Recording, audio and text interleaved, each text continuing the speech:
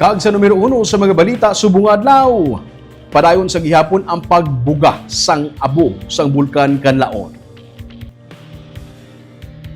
Kaina sang aga suno sa kay Marie Andelin Quinti, ang resident volcanologist sa Kanlaon Observatory sa La Carlota City, Makaduha ka beses ka nagbuga sang abo ang bulkan. Mga alas 8:45 sang aga, tubtub las 10:02 ang pagbuga sang bulkan Kanlaon. Ini ang nagtuga sang grayish plumes nga nagsaka tubtub sa 350 meters gikan sa baba sang bulkan. Walang untat ang paandam sang National Disaster Risk Reduction Management Council nga maghalong gikan sa ashfall. Sunod sa kay Quinti kay nasang aga may report sila nga may manipis nga ashfall sa gintubdan sa Barangay Aral sa La Carlota City.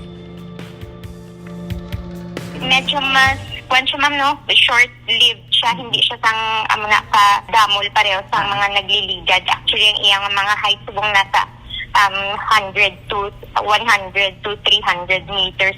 I think ang iyang kataas to.